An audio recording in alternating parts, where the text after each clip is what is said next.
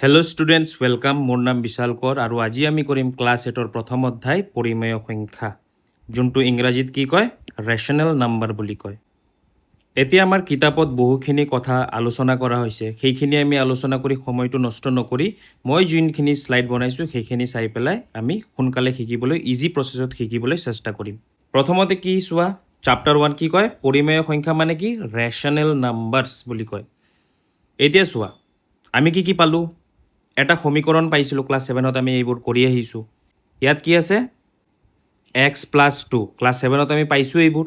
যেতিয়া +2টো এইফালে যাব কি হ'ব -2 হ'ব। 13ৰ পৰা 2 গ'লে কিমান হ'ব 11 পাইছোঁ। এই 11টো কি এটা স্বাভাৱিক সংখ্যা, পঢ়িছিলোঁ আমি স্বাভাৱিক সংখ্যা কি। তাৰপিছত আকৌ চোৱা ইফালে কি আছে x+5, ইফালে আছে 5। যেতিয়া +5টো ইফালে যাব -5 হ'ব। 5ৰ পৰা 5 গ'লে কিমান 0। আৰু কি বাকী সকলো সংখ্যা স্বাভাৱিক, পূৰ্ণ সংখ্যাত কি লাগে এটা শূন্য লাগি ধৰে। তাৰপিছত কি আহিলে x+18 আৰু ইফালে আছে 5। যেতিয়া আমি +2 ইফালে নিম তেতিয়া কি হ'ব -18 আহিব। আমি অখণ্ড সংখ্যা পঢ়িছোঁ ক্লাছ 7ত। যেতিয়া +5 আছে ইয়াতে -18 আছে, তে কি হ'ব আমাৰ ৰিজাল্টটো কিমান পাম -13 পাম। এই -13 আছে এইটো কি অখণ্ড সংখ্যা, মানে অখণ্ড সংখ্যাত কি কি থাকিব ধনাত্মক সংখ্যা যোনবোৰ প্লাছত আছে এইবোৰ। তাৰপিছত কি থাকিব ঋণাত্মক সংখ্যা থাকিব যোনবোৰ নেগেটিভত আছে, নেগেটিভ নাম্বাৰছ বুলি কোৱা হয়। আৰু এইবিলাকক প্লাছত হ'লে পজিটিভ নাম্বাৰছ কোৱা হয়। আৰু লগতে কি 0, এইবোৰ কি অখণ্ড সংখ্যা। এতিয়া আমি আকৌ কৰোঁতে কি পালোঁ, এইটো পূৰণ আছে 2x, ইফালে যদি যায় কি হ'ব ভাগত বহিব, তলত হ'ব 2, 3/2 হৈছে বা 2/3 হৈছে। এই 2/3 সংখ্যাটোক আমি কি বুলি কওঁ, এই যে যোনটো ভগ্নাংশত আছে সেইবোৰক আমি কি পৰিমেয় সংখ্যা বুলি কওঁ, ৰেচনেল নাম্বাৰ। এতিয়া আমি ভালকৈ এটা চাৰ্ট চাই লৈছোঁ চোৱা। প্ৰথমতে আমি কি পঢ়িছিলোঁ n মানে কি নেচুৰেল নাম্বাৰ। নেচুৰেল নাম্বাৰত কি কি আহে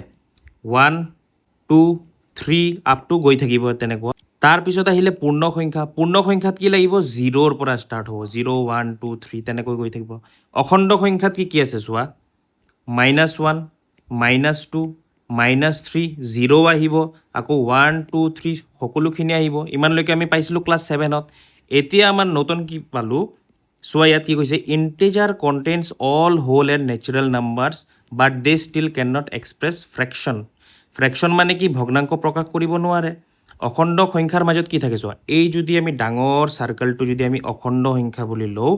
তাৰ ভিতৰত কি কি আহিব এইখিনি ভিতৰত আছেনে, পূৰ্ণ সংখ্যা ভিতৰত আছে, স্বাভাৱিক সংখ্যা ভিতৰত আছে। এইবোৰক কি ক'ব টোটেল সকলোখিনি অখণ্ড সংখ্যা বুলি ক'ব। তাৰপিছত কি আছে চোৱা, নেক্সট আমি এই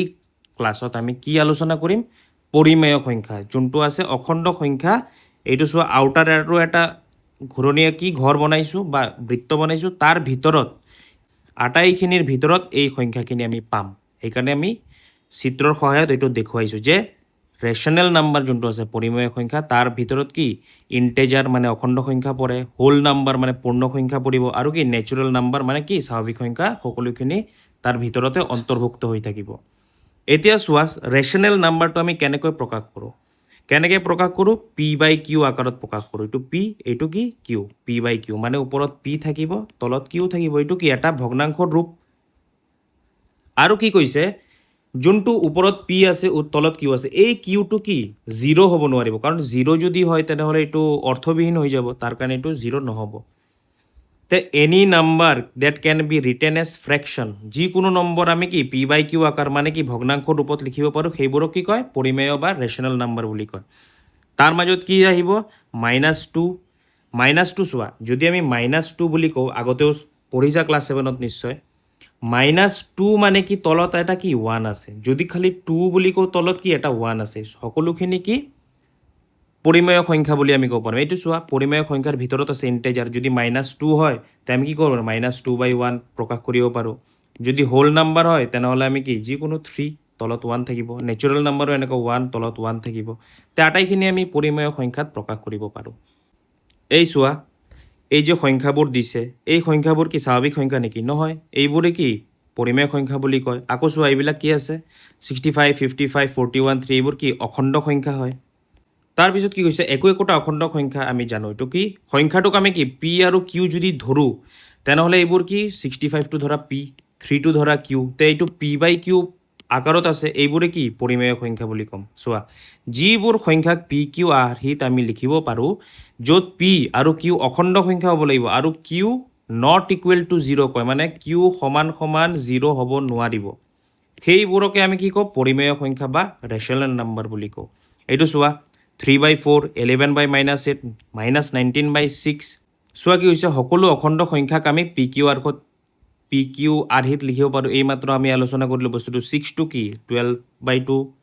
30/5 72/12 লিখিব পাৰোঁ পৰিমেয় সংখ্যাত -8টো চোৱা এনেকৈ লিখিব পাৰোঁ 0টোও লিখিব পাৰোঁ চোৱা ওপৰতহে 0 তলতহে 0 হ'ব নোৱাৰিব ওপৰততো 0 হ'ব পাৰিব পি ইকুৱেল টু 0 হ'ব পাৰিব কিন্তু কিউহে ইকুৱেল টু 0 হ'ব নোৱাৰিব হয়নে তাৰপিছত চোৱা দলগতভাৱে আলোচনা কৰা কৈছে কি কৈছে সকলো পৰিমেয় সংখ্যাই অখণ্ড সংখ্যা হয়নে চোৱা যিমান পৰিমেয় সংখ্যা আছে এইটো চোৱা পৰিমেয় সংখ্যা তাৰ ভিতৰত অখণ্ড সংখ্যা আছে তাৰ মানে যিকোনো পৰিমেয় সংখ্যা অখণ্ড সংখ্যা বুলি আমি ক'ব নোৱাৰোঁ ধৰা 2/3 আছে এইটোক আমি অখণ্ড সংখ্যা বুলি ক'ব পাৰিম নেকি নোৱাৰিম তাৰ কাৰণে কি সকলো পৰিমেয় সংখ্যা অখণ্ড সংখ্যা নহয় 2 নম্বৰটো কি কৈছে সকলো স্বাভাৱিক সংখ্যাই পৰিমেয় সংখ্যা হয়নে প্ৰথমতে আমি কি স্বাভাৱিক সংখ্যা তাৰপিছত কি আছে পূৰ্ণ সংখ্যা তাৰপিছত কি আছে অখণ্ড তাৰপিছত আছে পৰিমেয় যদি আমি 1 1 2 3 4 এনেকৈ আমি গৈ থাকিব যদি 1টো আমি 1/1 লিখিব পাৰোঁ 2টো 2/1 লিখিব পাৰোঁ তেতিয়া সকলো স্বাভাৱিক সংখ্যা আমি কি পৰিমেয় সংখ্যা বুলি ক'ব পাৰোঁ তাৰ পিছৰ কুৱেশ্যন কি কৈছে সকলো পৰিমেয় সংখ্যাই স্বাভাৱিক সংখ্যা হ'ব নেকি চোৱা পৰিমেয় সংখ্যা এইটো আছে 2/3 এটা পৰিমেয় সংখ্যা এইটো স্বাভাৱিক সংখ্যা হ'বনে নহ'ব তাৰ কাৰণে কি হ'ব নহয় বুলি হ'ব 4 নম্বৰটো কৈছে পূৰ্ণ সংখ্যাবোৰ জানো পৰিমেয় সংখ্যা হ'ব পূৰ্ণ সংখ্যাবোৰ পৰিমেয় সংখ্যা নিশ্চয় হ'ব চোৱা ইয়াতে পূৰ্ণ সংখ্যা আছে পূৰ্ণ সংখ্যা মানে কি 0 1 2 3 এইবোৰ তে পৰিমেয় সংখ্যা কি লিখিব পাৰোঁ আমি 0/1 লিখিব পাৰোঁ তাৰপিছত 1/1 লিখিব পাৰোঁ 2/1 লিখিব পাৰোঁ এইবোৰ কি সকলোবোৰ আমি পূৰ্ণ সংখ্যাও যদি ধৰোঁ সেইবোৰ আমি পৰিমেয় সংখ্যা বুলি ক'ব পাৰোঁ তাৰপিছত আৰু এটা কৈছে তোমালোকে ইতিমধ্যে পাই আহিছা যে দশমিক সংখ্যাবোৰত ভগ্নাংশ প্ৰকাশ কৰিব পাৰি ক্লাছ 7ত আমি এইবোৰ পঢ়ি আহিছোঁ কি 0.7ক আমি কি 7/10 লিখিব পাৰোঁ কাৰণ যদি এটা ঘৰৰ আগত পইণ্ট থাকে তেনেহ'লে তলত কি 10 হ'ব দুটা যদি ঘৰৰ আগত পইণ্ট থাকে কি তলত 100 হ'ব এইবোৰ আমি পঢ়িছোঁ তিনিটা আছে চোৱা 1000 আছে অৰ্থাৎ কি দশমিক বিন্দুৰ সীমিত স্থানলৈ প্ৰসাৰিত কৰিব পৰা সংখ্যাক আমি কি p/q আৰ্হিত প্ৰকাশ কৰিব পাৰোঁ কিছুমান বিন্দু আছে কি দশমিক বিন্দুৰ পিছত অসীমলৈকে গৈয়ে থাকে 1 2 3 4 কিবা কিবি গৈ থাকে কিন্তু পৌনপুনিক দশমিক সংখ্যাবোৰ কি pq আৰ্হিত প্ৰকাশ কৰিব পাৰি যেনেকৈ চোৱা পৌনপুনিক মানে কি সেম থাকা চোৱা 3 3 3 3 আহি আছে এইটোক আমি কি 1/3 বুলি প্ৰকাশ কৰিব পাৰোঁ তাৰপিছত আৰু এটা চোৱা কি আছে 0.142857 আছে ইমানলৈকে তাৰপিছত আকৌ চোৱা 142857 আছে সেম গৈ আছে পৌনপুনিক কয় এইবোৰক এইটো কি 1/7 এইবোৰ লিখিব পাৰোঁ আৰু যদি পৌনপুনিক নহয় অসীমলৈ বিস্তাৰিত থাকে যোনটোক আমি কি কওঁ non terminating non repeating decimal বুলি কওঁ এইবোৰক কি আমি pq আৰ্হিত প্ৰকাশ কৰিব নোৱাৰোঁ গতিকে এই সংখ্যাবোৰ পৰিমেয় সংখ্যা নহয় বুলি কওঁ যোনবোৰ কি গৈ থাকিব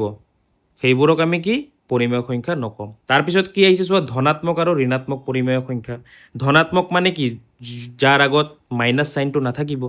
এইবোৰ কি ধনাত্মক হয়নে এইটো কি চোৱা ওপৰত -9 আছে তলতো মাইনাছ আছে গতিকে ওপৰত আৰু তলৰ যোনটো মাইনাছ আছে কেনচেল হৈ যাব তাৰপিছত এইটো কি হ'ব 9/11 হ'ব এইটো কি ধনাত্মক পৰিমেয় সংখ্যা হ'ব চোৱা কেনেকৈ আমি কেনচেল কৰোঁ -11 -9 আছে ওপৰতো কি -1 দি পূৰণ কৰিছোঁ তলতো -1 দি পূৰণ কৰিছোঁ আমি কি 9/11 পাম বা তোমালোকে শ্বৰ্টকাটত কৰিব পাৰোঁ ওপৰত মাইনাছ আছে তলতো মাইনাছ আছে কাটি 9/11 হ'ব চোৱা আৰু এটা সংখ্যা আছে চোৱা তেনেকৈ পাবা কি কয় এটা ঋণাত্মক আনটো কি ধনাত্মক হ'ব চোৱা ওপৰত -7 আছে তলত 8 আছে ওপৰত 8 আছে তলত -9 আছে ওপৰত -11 আছে তলত কি 236 আছে এইবোৰক কি আমি হৰটো কেতিয়াও কি ধনাত্মক নাৰাখোঁ যেনে আমি কি কৰোঁ চোৱা ওপৰত -1 তলত -1 পূৰণ কৰোঁ আৰু চোৱা যদি তোমালোকে যদি তেনেকুৱা পোৱা -8 বা তলত আছে ন ধৰা -8 আছে তলত -9 আছে তে আমি এইটো কি লিখিম এনেকুৱা লিখিব পাৰোঁ 8/9 বা ওপৰত লিখিবা সদায় হৰত আমি কি মাইনাছটো নলগাম ঠিক আছে আমি কি কৈছোঁ ইয়াতে কৈ দিছোঁ চোৱা হৰত আমি ঋণাত্মক নাৰাখোঁ বুলি সেইকাৰণে সদায় এইটো ৰূপত তোমালোকে ঋণাত্মক যদি থাকে এইটো ৰূপত বনাই ৰাখিবা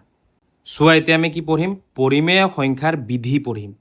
কি বিধি আছে প্ৰথমতে চোৱা আবদ্ধতা বিধি আছে যাক কি কয় ক্লোজাৰ প্ৰপাৰ্টি বুলি কোৱা হয় তাক কি কৈছে চোৱা ক্লোজাৰ প্ৰপাৰ্টিত কি হয় যদি দুটা পৰিমেয় সংখ্যা থাকে এইটোক যদি আমি যোগ কৰোঁ যোগৰ ক্ষেত্ৰত কৈছে যদি যোগ কৰোঁ আমি কি দুটা পৰিমেয় সংখ্যাৰ যোগফল সদায় কি পৰিমেয় সংখ্যা হ'ব এইটো যোগৰ কাৰণে আৰু বিয়োগৰ ক্ষেত্ৰত কি হ'ব দুটা পৰিমেয় সংখ্যাৰ বিয়োগফল এটা কি পৰিমেয় সংখ্যা হ'ব ঠিক আছে ইয়াতে চোৱা শৰ্টকাট ইয়াতে চোৱা ক্লোজাৰ প্ৰপাৰ্টি আবদ্ধতা বিধি কি কৈছে চোৱা এতিয়া a প্লাছ বি এইটো ধৰা পৰিমেয় সংখ্যা এইটোও পৰিমেয় সংখ্যা আমি এইটোও কি পাম পৰিমেয় সংখ্যা পাম কি ৰেচনেল নাম্বাৰ পাম ধৰা 3/8 এটা পৰিমেয় সংখ্যা -5/7 এটা পৰিমেয় সংখ্যা ৰেচনেল নাম্বাৰ যদি আমি এইটো দুটা যোগ কৰোঁ যোগ কৰিলে কি -19/56 পাইছোঁ এইটোও কি এটা পৰিমেয় সংখ্যা পাইছোঁ সেম তেনেকুৱা বিয়োগৰ ক্ষেত্ৰত যদি আমি বিয়োগ কৰোঁ 5/8 -4/5 আমি মাইনাছ কৰিছোঁ এটা ৰেচনেল নাম্বাৰৰ পৰা যদি এটা ৰেচনেল নাম্বাৰ আমি বিয়োগ কৰোঁ তেনেহ'লে আমি কি এটা ৰেচনেল নাম্বাৰ পাম ৰেচনেল নাম্বাৰ মানে কি পৰিমেয় সংখ্যা সেম তেনেকুৱা মাল্টিপ্লিকেশ্যন আৰু ডিভিজনৰ কাৰণেও চাবা আবদ্ধতা বিধি পূৰণ আৰু হৰণৰ কাৰণে চাম যদি দুটা পৰিমেয় সংখ্যা যদি আমি পূৰণ কৰোঁ তে আমি কি এটা পৰিমেয় সংখ্যা পাম কি কয় এইটোক আবদ্ধ বুলি কয় তাৰপিছত কৈছে a ডিভাইডেড বাই b যদি a ডিভাইডেড বাই 0 হয় আনডিফাইন্ড হ'ব অৰ্থহীন হ'ব মানে কি তলত 0 হ'ব নোৱাৰিব q নট ইকুৱেল টু 0 হ'ব লাগিব q ইকুৱেল টু 0 হ'বই নোৱাৰে তাৰ কাৰণে কি শূন্যৰ বাবে এইটো কি আবদ্ধ নহয় বাকী সবখিনি হ'ব কিন্তু কি যেতিয়া তলত কিউৰ মান 0 আহি যাব এইটো কি আবদ্ধ নহ'ব সেইকাৰণে ডিভিজনৰ কাৰণে কি আবদ্ধতা বিধি নাম মানি নচলিব তাৰ পিছত কি আছে চোৱা 2 নম্বৰটো ক্ৰম বিনিময় বিধি আছে এইটো কি কয় কমিউটেটিভ প্ৰপাৰ্টি বুলি কয় কমিউটেটিভ প্ৰপাৰ্টি কি হয় চোৱা দুটা পৰিমেয় সংখ্যা লোৱা তাক যোগ কৰি আমি এইটো পাইছোঁ ন ইয়াত কি কৈছে চোৱা পৰিমেয় সংখ্যাসমূহে যোগ সাপেক্ষে ক্ৰম বিনিময় বিধি মানি চলে মানে কি ক্ৰম বিনিময় মানে কি ধৰা ইয়াতে a প্লাছ b আছে যদি আমি ইয়াত আচ্ছা মই কওঁ তোমালোকক শৰ্টকাট এটা কৈ আছোঁ 3 + 5 হ'ব কিমান হ'ব 8 হ'ব যদি আকৌ যদি আমি কি কৰোঁ 5 + 3 যদি কৰোঁ তেতিয়াও আমি 8 পাম ধৰা এইটো a আৰু এইটো ধৰা b আৰু এইটো কি হ'ল এইটো b ইয়াত আহিলে a ইয়াত আহিলে হয়নে যদি আমি উলটাই দিছোঁ তবু আমি কি ৰিজাল্টটো সেম পাইছোঁ ঠিক তেনেকৈ ইয়াতে চোৱা প্ৰথমতে কি কৰিছোঁ 3 + 5 -2 আৰু 7 প্লাছ কৰি পেলাই আমি ৰিজাল্ট কি পাইছোঁ 11/35 আকৌ কি কৰিছোঁ এই -2 7টো আগত কৰিছোঁ আৰু এইটো কি পিছফালে কৰিছোঁ তেতিয়া আমি ৰিজাল্ট কি পাইছোঁ 11/35 পাইছোঁ এইটো কয় ক্ৰম বিনিময় বিধি মানে যোগৰ ক্ষেত্ৰত ক্ৰম বিনিময় বিধি মানি চলে বুলি আমি ক'ম এতিয়া বিয়োগৰ ক্ষেত্ৰত চাওঁ বিয়োগৰ ক্ষেত্ৰত কি কৈছোঁ চোৱা 2/3 -7/4 ৰিজাল্ট কি পাৰোঁ -13/12 আকৌ যদি আমি এইটো প্ৰথমত লৈ আহিছোঁ এইটো কি ছেকেণ্ডত লৈ আহিছোঁ তেতিয়া আমি কি পাইছোঁ 13/12 পাইছোঁ তাৰ মানে কি এইটো ক্ৰম বিনিময় বিধি মানি নচলে পূৰণৰ ক্ষেত্ৰত যদি আমি চিম্পল এইটো আৰু এইটো পূৰণ কৰিছোঁ কি -10/21 পাইছোঁ যদি আমি এইটো ওলোটাই ইয়াত আনিছোঁ এইটো ছেকেণ্ডত লৈ গৈছোঁ তাৰপিছতো আমি ৰিজাল্ট কি পাইছোঁ -10/21 তাৰ মানে ইকুৱেল হৈছে তে a into b equal to কি b ইনটু a হৈছে ক্ৰম বিনিময় বিধি মানি চলিবনে নিশ্চয় ক্ৰম বিনিময় বিধি মানি চলিব হৰণৰ ক্ষেত্ৰত চোৱা এইটো আছে হৰণ কৰিলোঁ 30/20 পাইছোঁ আকৌ ভাগ কৰিছোঁ কি 20/30 পাইছোঁ তাৰ মানে কি বিধি ক্ৰম বিনিময় বিধি কি মানি নচলে কাৰণ কি a divided by b not equal to b divided by a হ'ব ইয়াতে চোৱা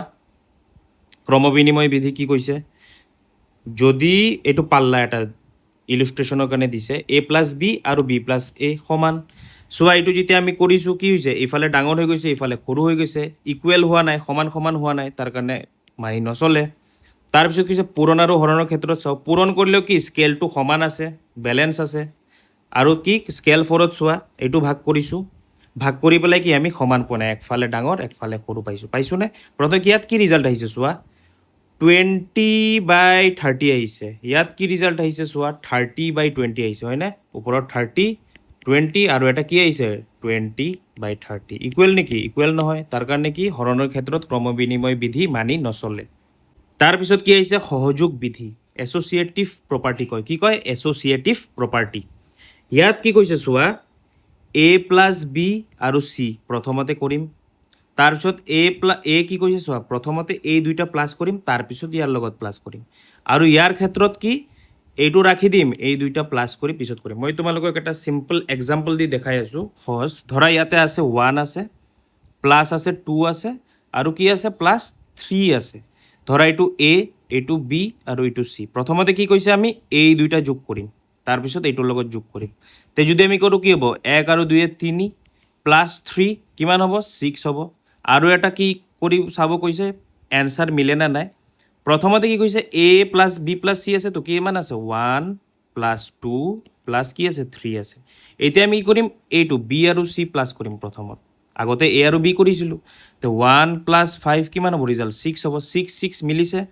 তাৰ মানে কি যোগৰ ক্ষেত্ৰত কি সমান পাইছোঁ আমি তে আমি কি বুলি ক'ম পৰিমেয় সংখ্যাসমূহে যোগৰ ক্ষেত্ৰত সহযোগ বিধি মানি চলে হ'ব এতিয়া আমি বিয়োগৰ ক্ষেত্ৰত চাম বিয়োগৰ ক্ষেত্ৰত চোৱা আকৌ সেম এক্সাম্পল লৈছোঁ 1 মাইনাছ 2 মাইনাছ কি 3 তে এতিয়া চব প্ৰথমতে 1ৰ পৰা 2 মাইনাছ কৰিলে কিমান হ'ব -1 হ'ব আকৌ ইয়াত কি -3 কিমান হ'ব -4 হ'বনে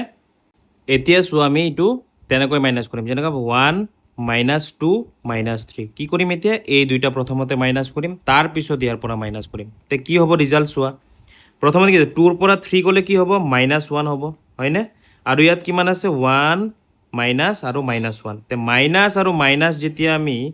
এই -2 আছে এই -2 আছে যেতিয়া আমি পূৰণ কৰিম তে কি হ'ব 1 + 1 হ'ব তে কি হ'ব 2 হ'ব এইটো কি ওলাইছে 4 এইটো কি 2 এই সমানে -4 নট ইকুৱেল টু 2 তাৰ মানে কি হ'ব বিয়োগৰ ক্ষেত্ৰত সহযোগ বিধি মানি নচলে বুলি ক'ব পাৰিম কি এইটো সহযোগ বিধি এছ'চিয়েটিভ প্ৰপাৰ্টি মাইনাছৰ ক্ষেত্ৰত কি বিয়োগৰ ক্ষেত্ৰত মানি নচলে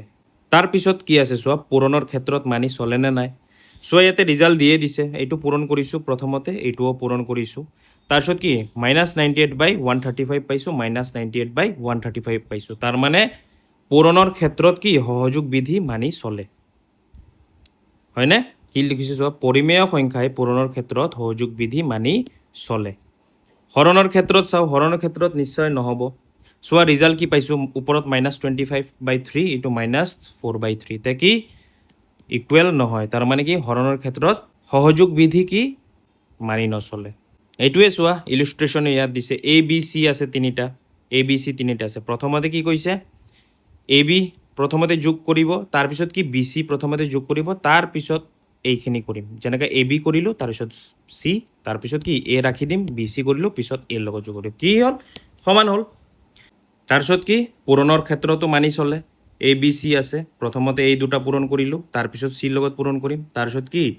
এ ৰাখি পেলাই বি চি পূৰণ কৰি পিছত এৰ লগত পূৰণ কৰিম তেতিয়াও কি সহযোগ বিধি মানি চলিব তাৰপিছত কৈছে ছাবষ্ট্ৰেকশ্যন এণ্ড ডিভিজন নট এছ'চিয়েটিভ আমি অলৰেডি চালোঁ তাৰপিছত কি আছে টপিক তে চোৱা এটা লিষ্ট বনোৱা হৈছে ইয়াতে আবদ্ধতা ক্ল'জাৰ প্ৰপাৰ্টি যোনটো আছিলে কি কি যোগৰ ক্ষেত্ৰত বিয়োগৰ ক্ষেত্ৰত আৰু পূৰণৰ ক্ষেত্ৰত মানি চলে হৰণৰ ক্ষেত্ৰত মানি নচলে তাৰ মানে চোৱা কি ক্ৰম বিনিময় বিধি কি যোগ আৰু পূৰণৰ ক্ষেত্ৰত মানি চলে কিন্তু বিয়োগ আৰু হৰণৰ ক্ষেত্ৰত মানি নচলে এছ'চিয়েটিভিটিও যোনটো এছ'চিয়েটিভ মানে প্ৰপাৰ্টি আছিলে সহযোগ পদ্ধতি সেইটো কি যোগ আৰু পূৰণৰ কাৰণে মানি চলে আৰু বিয়োগ আৰু ভাগৰ কাৰণে কি মানি নচলে এইটো তিনিটা মনত ৰাখিবা মানে কি ভাগৰ কাৰণে চোৱা এটাও মানি নচলে আৰু বিয়োগৰ কাৰণে খালি আবদ্ধতা পদ্ধতিটো মানি চলে বাকী দুটা মানি নচলে নেক্সট কি আছে চোৱা বিতৰণ বিধি আছে ডিষ্ট্ৰিবিউটিভ ল এইটো চোৱা এইটো পূৰণ কৰিব বহুত সহজ হয় এইটো আমি যদি ব্যৱহাৰ কৰোঁ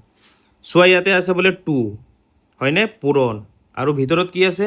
3 + 3 আছে ধৰা তে আমি প্ৰথমতে কি কৰিম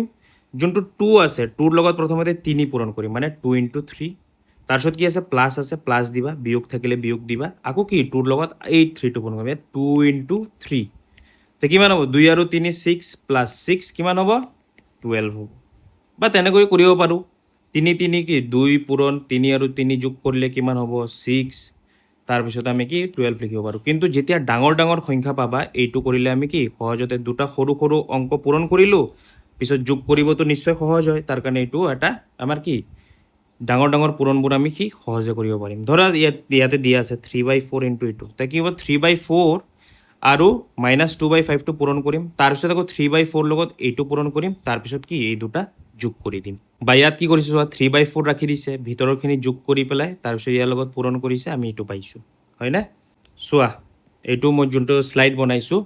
ডিষ্ট্ৰিবিউটিভিটি অভাৰ এডিশ্যন বিতৰণ বিধি যোগৰ ওপৰত হ'ব প্ৰথমতে কি বিৰ লগত আকৌ এৰ লগত তাৰপিছত এ বি পূৰণ কৰি এ বি পাইছোঁ আকৌ কি এৰ লগত চি এ চি ঠিক তেনেকৈ কি কৈছে পূৰণৰ বিতৰণ বিধিয়ে পূৰণ ফলটোক যোগফল হিচাপে ভগাব পাৰে যিয়ে অংক সহজ কৰে হ'ব অংক সহজ কৰিবলৈ আমি তেনেকৈ কৰোঁ তাৰপিছত কি হৈছে ডিষ্ট্ৰিবিউটিভিটি অভাৰ ছাবষ্ট্ৰেকশ্যন বিতৰণ বিধি বিয়োগৰ ওপৰত বিয়োগো ছেম তেনেকুৱা প্ৰথমতে কি এ বি বিয়োগৰ জেগা আগতে প্লাছ আছিলে এতিয়া কি হ'ব মাইনাছ হ'ব আৰু এটা কি হ'ব এ আৰু C A C example the দিছে চোৱা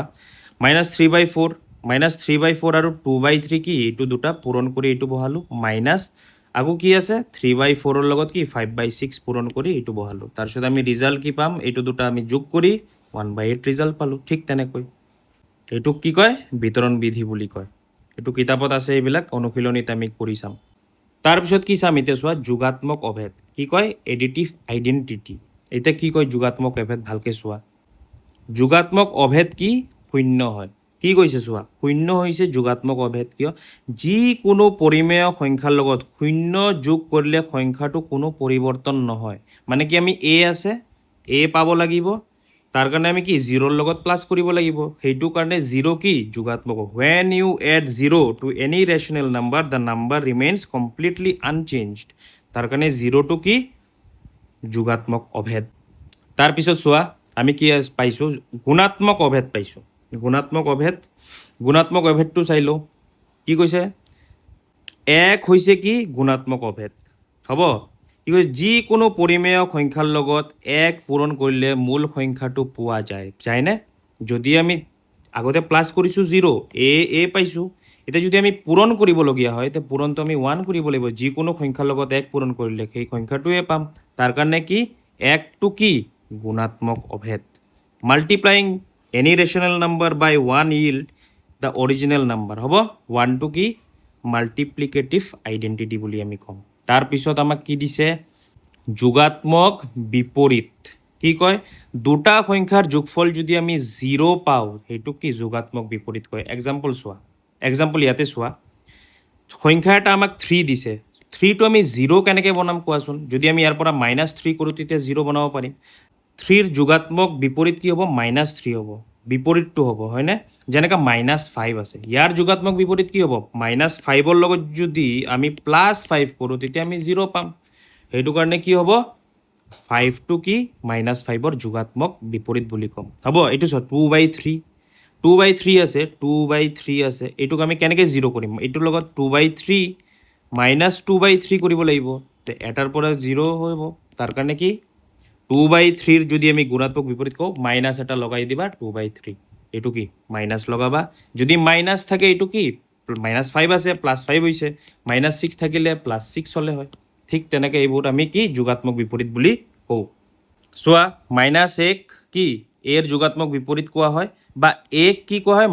-এৰ যোগাত্মক বিপৰীত বুলি কোৱা হয় এতিয়া চোৱা ইয়াত কুৱেশ্যন দিছে 6/9ৰ যোগাত্মক বিপৰীত কি হ'ব মাইনাছ এটা লগাই দিবা -6/9 হ'ব তেতিয়া কি 6/9ৰ পৰা 6/9 ক'লে কি হ'ব আমাৰ ৰিজাল্ট 0 হ'ব -11/15 তে মাইনাছ আঁতৰাই দিবা উল্টা হ'ব -11টো কি হ'ব 11/15 হ'ব এই চোৱা শ্লাইডটো দ্য ইনভাৰ্ছ না 0 বনাব লাগেতো তাৰ কাৰণে কি যোগাত্মক বিপৰীত a/b আছে তে এইটো কি হ'ব -a/b হ'ব এইটো কি ৰিজাল্ট 0 পাম উদাহৰণ চোৱা 2/3 আছে -2/3 0 পাইছোঁ হ'ব তাৰপিছত আহিছে চোৱা মাল্টিপ্লিকেটিভ ইনভাৰ্ছ মানে গুণাত্মক বিপৰীত কি কৈছে সংখ্যা দুটাৰ পূৰণফল কি হ'ব লাগিব 1 হ'ব লাগিব তাতে কি আমি যোগাত্মকত কি আছিলে 0 হ'ব লাগিব ইয়াত কি হ'ব লাগিব 1 হ'ব লাগিব তে যদি 1 বনাব হয় তে ওলোটাটো হ'ব ধৰা 7 আছে 7ৰ ওলোটা কি হ'ব 1/7 হ'ব তেতিয়া যদি আমি 7 ওপৰত আছে তলত আছে কাটি কি হ'ব 1 হ'বনে এইটো চোৱা এক্সাম্পল বা 1/7 আছে তাৰ ওলোটা কি হ'ব 7 হ'ব 7 তলত ওপৰত কাটিলে আমি থাকি যাব 1 তে কি হ'ব 7ৰ গুণাত্মক বিপৰীত কি 1/7 আৰু 1/7ৰ গুণাত্মক বিপৰীত কি 7 মানে আমি 1 বনাব লাগে আমাৰ ৰিজাল্টটো কি 1 ওলাব লাগিব এইবোৰ চোৱা বহুত ৰিজাল্ট দিছে -5 ওলোটা কি হ'ব 1/-5 হয়নে -5 আছে ইয়াৰ ওলোটাটো কি হ'ব 1/-5 হ'ব তেতিয়া ওলোটা তলত আৰু ওপৰত কাটি কি হ'ব থাকি যাব খালি 1 থাকি যাব আৰু আমি ৰিজাল্ট কি বনাব লাগে 1 বনাব লাগে এইটো এটা চোৱা 3/5 আছে 3/5 ওলোটা কি 5 টো ওপৰত যাব 3 টো তলত আহিব যদি আমি 5 বুলি কওঁ 5 মানে কি চোৱা 5 তলত 1 আছে আমি গম পাওঁ যদি এইটো ওলোটা কৰোঁ কি হ'ব 1 টো ওপৰত যাব তলত 5 আহিব তেতিয়াহে আমাৰ এইটো ৰিজাল্টটো 1 হ'ব ঠিক তেনেকুৱা এইটো এক্সাম্পল চোৱা 3 আৰু 5 আছে ওপৰত 3 তাৰপিছতটো কি ওলোটাটো তলত 3 হ'ব মানে 3/5 গুণাত্মক বিপৰীত কি হ'ব 5/3 হ'ব আৰু 5/3 গুণাত্মক বিপৰীত কি হ'ব 3/5 হ'ব মানে ওলোটাই দিবা গুণাত্মক বিপৰীত সমাৰ্থক শব্দ কি প্ৰতিক্ৰম মানে ওলোটা প্ৰতিক্ৰম হ'ব চোৱা এতিয়া আমাক কিছুমান কুৱেশ্যন দিছে কৰোঁ 6ৰ গুণাত্মক বিপৰীত কি হ'ব 6 মানে কি 1/6 তে ওপৰত হ'ব 1 তলত হ'ব 6 তাৰপিছত -9 আছে তলত মানে 1 আছে আমি গম পাওঁ লিখা নাথাকিলেও তে ওপৰত কি হ'ব 1 হ'ব তলত কি হ'ব -9 হ'ব 2/3 ওপৰত 3 তলত 2 -5/7 তে ওপৰত 7 তলত কি হ'ব হৰতটো আমি কেতিয়াও নিদিওঁ মাইনাছ তো তলত কি হ'ব 5 হ'ব তো 1/7 কি হ'ব অনলি 7 হ'ব কাৰণ 7ৰ তলত 1টো আমি লিখাৰ প্ৰয়োজন নাই চোৱা শ্লাইডটো কি দ্য ওৱান মেকাৰ বুলি কৈছে ন কি কৰিব চোৱা এইটো ওলোটাই দিব এৰ জাগাত কি বি আহিব আৰু কি বিৰ জাগাত কি এ আহিব এইটো কি ওলোটাই দিলে আমি ৰিজাল্ট কি পাম 1 বুলি পাম যিটো ভগ্নাংশৰ পূৰণ কৰিলে আমি কি 1 পাম 0 has no reciprocal because you can not divided by 0 এইটো মনত ৰাখিবা শূন্যৰ কোনো কি প্ৰতিলোম বা প্ৰতিক্ৰম নাই কাৰণ কি আমি 0/1 লিখিব পাৰোঁ কিন্তু কি 1/0 এইটো লিখিব নোৱাৰোঁ এইটো কি অৰ্থহীন হ'ব ষ্টুডেণ্টছ আজিৰ ভিডিঅ'ত ইমানলৈয়ে নেক্সট ভিডিঅ'ত আমি কি কৰিম কিছুমান এক্সাম্পল দিছে আৰু নেক্সট ভিডিঅ'ৰ পৰা আমি অনুশীলনী 1টো কমপ্লিট কৰিম আজি ভিডিঅ'টো ইয়াতে সামৰণি মাৰিছোঁ তোমালোকে যদি ভিডিঅ'টো বুজি পাইছা ভাল পাইছা ফ্ৰেণ্ডৰ সৈতে শ্বেয়াৰ কৰা আকৌ আমি লগ পাম নেক্সট ভিডিঅ'ত আৰু ডেছক্ৰিপশ্যনত তোমালোকে মোৰ টেলিগ্ৰাম চেনেলটো আছে জইন কৰি ল'বা যাতে তোমালোকে এই PDF টো পোৱা আৰু বাকী তোমালোকে ঘৰত প্ৰেক্টিছ কৰিবা গড ব্লেছ ইউ